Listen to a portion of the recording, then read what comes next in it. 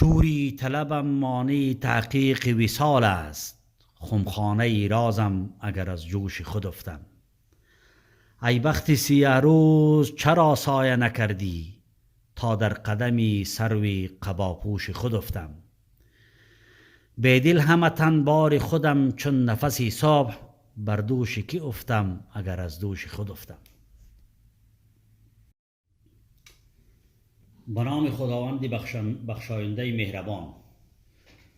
درود و عرض ادب دوستان فرهیخته و بینندگان عزیز. ما فعلا در دهلی جدید مقبره و یا زیارتگاه میرزا عبدالقادری دهلوی مشهور به بیدل و در حقیقت فرشته سخن و نقاش طبیعت هستیم و برنامه خویش را از اینجا ثبت میکنیم. ابوالمعانی میرزا عبدالقادر ابن عبدالخالق ارلاس یا برلاس، متولد 1054 و متوفای 1113 هجری قمری است که متخلص به بیدل می باشه. همچنان مشهور به بیدل دهلوی است. این شاعر پارسی سرای سبک هندی در اواخر قرن 11 و اوایل قرن 12 هجری قمری زیسته است. زندگی نامه او نشان میده که ابوالمعانی میرزا عبدالقادر بیدل فرزند میرزا عبدالخالق در سال 1054 قسمی که گفتیم هجری قمری در شهر پتنه ایالت بهار هندوستان به دنیا آمده و در همونجا رشد کرده و تربیت یافته است. او یک شاعر پارسیگوی از ترکان چغتایی برلاس یا ارلاس است. فعلا قوم برلاس دو قریه به نام برلاس، یکی در شهرستان ارگو و دیگری در شهر بزرگ ولایت بدخشان افغانستان است. از همین رو تاریخ شناسان ادب به این باور هستند که پدران و اجداد بیدل از بدخشان افغانستان به هندوستان آن زمان کوچ کرده است. دلیل دیگری که بدخشانی بودن بیدل را به اثبات میرساند استعمال اصطلاحات و واژه‌هایی در اشعار بیدل است که تنها در میان مردمان بدخشان رایج است، مثل کره، مثل کتل، مثل دیگر اصطلاحات محلی بدخشان که در اشعار بیدل است و در زبانهای رایج در دیگر مناطق غیر از بدخشان این مروج نیست. حتی در هندوستان همون زمان از این معلوم می‌شود که خانواده و اصالت بیدل بدخشانی است و هیچ مردم دیگری از پارسی زبانان همون اصطلاحات محلی را به کار نمیبرند. بیدل در سال 1079 هجری قمری به حیث مامور رسمی دولتی و به یک روایت مامور نظامی یعنی صاحب منصب به خدمت محمد اعظم پسر اورنگزیب پادشاه اون زمان هندوستان یا پادشاهان افغان در هندوستان به خدمت گماشته شده. بعد از اینکه یک دوره ماموریت داشت و ماموریت اعلا کرد و به سیاحت پرداخت در هندوستان و سرانجام در سال 1096 هجری قمری برای همیشه ساکن دهلی شد که فعلا همینجا که ما هستیم قبرش دهلی جدید در دهلی قرار داره و به یک حالت بسیار اسفناک و مخروبه که نسبت به دیگر آثاری ادیبان و شاعرها و امپراتورهای افغانستان در هند که هستند این به هیچ توجه نشده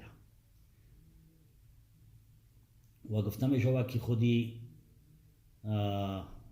بیدل وقتی که در دهلی بود نزد آصف جاه اول حاکم حیدرآباد دکن از مقام منزلت خاصی هم برخوردار بوده و نهایت بیدل روز پنجشنبه 4 ماه صفر در 1133 هجری قمری در دهلی وفات کرده و در محیط خانهش یا در داخل خانه دفن شده. همین جایی است که فعلا وجود داره در محوطه 2-3 جریب زمین است که به شکل مخروبه افتاده، حتی اطراف از او حیات نشده. تمام شاهان افغانستان در گذشته، حاکمان افغانستان، فرنگیان افغانستان، سفارت افغانستان در طول تاریخش در دهلی هیچ خدمتی به این مرد بزرگ نکرده. و خاطر معلومات بیشتر دان یک کمی روشنی به سبک شعر بیدل اینجا می اندازم. اشعار بیدل آگنده از افکار عرفانی با مضامین بسیار پیچیده، تشبیه، تمثیل، مدعا مثل، استعاره و کنایه و اکثر به هم آمیخته است. او در اشعار خود برای بیان حقایق اشیا به ویژه شناخت حقیقت انسان، خوی و خواص انسان و عادات و امراض مادی و معنوی و ویژگی های انسان مضامین کاملا جدید ابداع و اختراع کرده و اصطلاحات جدید به کار برده. بیدل برای اثبات مدعای خود برای معرفی صفات انسانی از پدیده ها و طبیعت، مثال گل، گیاه، درخت، آب، هوا، دریا، بحر، جوی، نهر، حیوانات، پرندگان، خزندگان و سایر موجودات و مخلوقات مثال می آورد و از نگاه فلسفی ثابت می سازد که انسان همان عالمی اصغر است. یعنی تمامی خصوصیات و لب و لباب کائنات خارج از انسان در وجود انسان وجود داره که فلاسفه انسان را به نام عالم اصغر یا عالم کوچک یاد میکنند. اما بیدل در ابداع مضامین و بیان این موضوعات چنان نازک خیال و مویانه می سراید که نظم و نثر او سبک خاص و بی‌نظیر را به خود گرفته است که هیچ مثال و شبیه آن در گذشته وجود نداشته و در آینده وجود نخواهد داشت. با اینکه اشعار بیدل به سبک هندی سروده شده و شهرت داره که سبک هندی است و واقعا بیشتر اشعار از او به سبک هندی هم هست، ولی در این سبک ابداعات او بی سابقه است و هیچ نظیر و مثال قسمی که گفتم در قبل از خود نداشته و ندارد.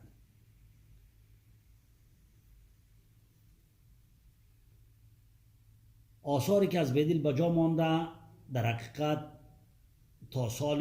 آثار بیدل تا سال 1341 هجری شمسی به طور منظم هیچ وقت گردآوری نشده بود، اگرچند مجموعه از آثار او در سال 1329 هجری شمسی در مطبعه صفدری در شهر بمبئی به دستور مختارشاه کشمیری و مولا عبدالحکیم مرغینانی و به اهتمام مولا نورالدین ابن جیواو به تب رسیده بود که این سه شخصیت، یکی از کشمیر، دو تا هم از آسیای میانه، با کوشش از اینا در 1329 هجری شمسی این آثار یک بار به چاپ رسیده ولی طور پراگنده. اما کلیات بیدل نسخه نسبتا کاملتری از او به همت نصرالله خان نایب السلطنه امیر حبیب الله خان در چاپخانه کابل به چاپ رسیده بود و این نسخه تنها تا ردیف دال رسیده بود که نصرالله خان نایب السلطنه که طرفدار و عاشق بیدل بود وفات کرد و این نسخه ماند. بعدا هم جلد دوم کلیات بیدل که شامل ترکیب بندها، ترجیب بندها، قصاید، قطعات، رباعیات و مخمسات او بود در ماه سرطان 1342 هجری شمسی به چاپ رسید در کابل البته. و جلد سوم کلیات بیدل که شامل عرفان، طلسم حیرت، طور معرفت، محیط اعظم و باقی بعضی اشعار از او در ماه دلوی سال 1342 در همین سال در ماه دلوش به چاپ رسیده است. جلد چهارم کلیات بیدل که شامل 4 عنصر، رقعات و بعضی رباعیات بیدل می شود در ماه سرطان 1344 یعنی 2 سال بعد از این سال به چاپ رسیده. خوبی بود مجموعی آثار بیدل که یک جا چاپ شده. اما دیوان غزلیات بیدل که همان نسخه مشهوری متداول بیدل یا به نام دیوان بیدل یا غزلیات بیدل مشهور است که در میان مردم عامه هم شهرت داره، بیشتر از همه آثار بیدل و از مجموع آثار بیدل به چاپ رسیده. دیوان غزلیات بیدل شاید در زبان فارسی از پرخواننده ترین، پرطرفدارترین و بلندترین متن ادبی در زبان فارسی باشد و نظیر و مثال از او در شعر و ادب فارسی هیچ وجود ندارد. از نظر خودی من دیوان بیدل در سبک خود، در مضامین خود، در فلسفه خود خاصتر از شاهنامه فردوسی است، خاصتر از مثنوی و معنوی مولوی است و دیگر کتب اشعار فارسی از حکمای فارسی مثل کتب ابن سعدی و باقی صدها متن منظوم یا منصور از شعرا و دیوان فارسی است بیدل در جایگاه خاص قرار دارد. اینجا قابل یادآوری میدونم از نظر خودی مثلا البته گپ که شاید خدا کنه که درست باشد، بیدل شناسا سری مخورده نگیرن. مجموع غزلیات بیدل تنها که غزلیاتش به حساب بیاریم از 150 تا 200 موضوع بیرون نیست، یعنی 200 250 یا 150 موضوع را ای به بحث گرفته، ولی هنری که بیدل به کار برده در بیان همین مسائل از تفنن و هنرمندی و ظرافتی بسیار خاص کار گرفته و هر یک از همین موضوعات 10 بار 20 بار همین موضوع را به رنگ‌های مختلف و مثال‌های مختلف به تصویر کشیده، در حالی که مقصودش بیان همون یک موضوع بوده که همو فناست، وحدت الوجود است و خاموشی است، ذکر است، توجه به متون اسلامی یا نص اسلامی قرآن و حدیث است. همین موضوعات است که اینا را بسیار به شکل هنرمندانه ایره نقاشی کرده و جلوه داده. کمال او در حیث که هستی طبیعت را آینه بر هستی معنوی، رفتار، کردار، تصرف و خلق و خوی انسان میدانه. همین طبیعت خارجی انسان آینه خوی و خلق انسان میدانه و در هر ادعایی که از تثبیت هویت و فطرت انسانی میکنه مثالی از طبیعت میآوره و از همین رو اکثرا او را شاعر مدعا مثل مینامند. یعنی یک گپ ادعا میکنه، یک مثالی از خارج موضوع برای تثبیت موضوع خود یا اثبات موضوع خود میاره. بیدل در متن گفتار خود به گوشه های تاریک و وجبه های سرشت و فطرت روانی انسان و طبیعت انسان اشاره میکنه و هرگاه انسان به این اشارات درنگ کنه گویا در بحر مواج خود را میابه که میتواند به وسیله ذره‌بین دریای بیدل عمق خانه‌های طبیعت انسان را شفاف و بی پرده ببینه.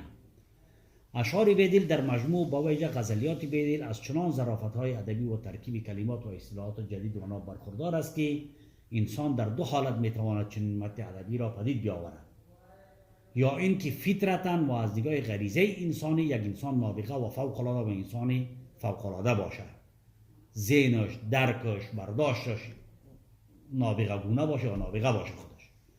و احتمال دوم هم است از نظر ما که ما به یک اعتقاد داریم که انسان میتونه با کمک الهام، با کمک ریاضت، با کمک ذکر، با کمک مراقبه میتونه به الهامات برسانه و تعبیرهایی را به کار ببره که یک انسان عادی نمیتونه که او تعبیرها را به کار ببره.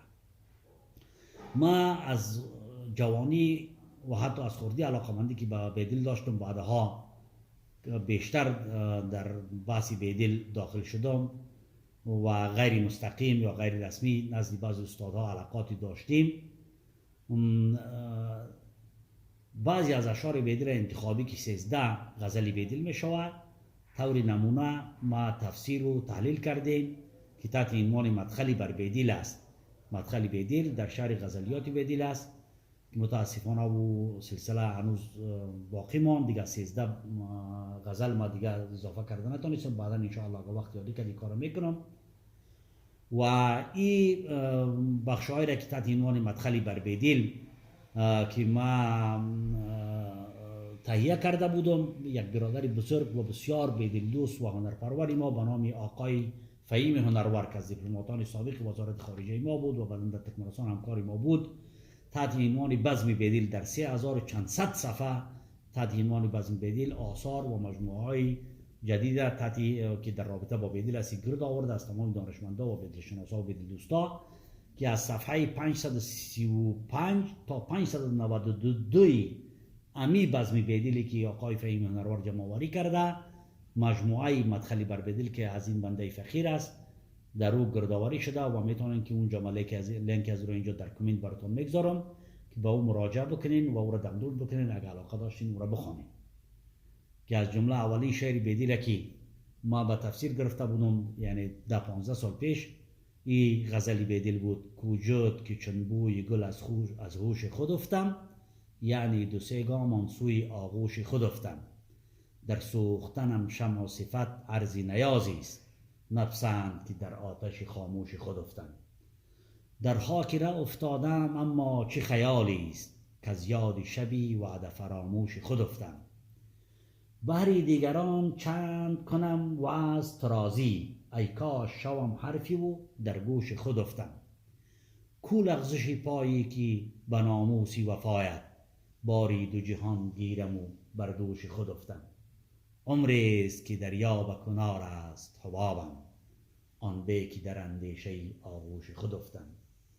شوری طلبم مانی تحقیق وصال است، خمخانه رازم اگر از جوش خود افتم.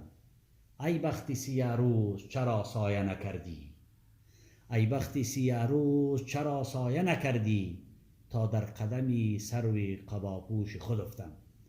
بیدل همتن بار خودم چون نفسی صبح بر دوشی که افتم اگر از دوشی خود افتم.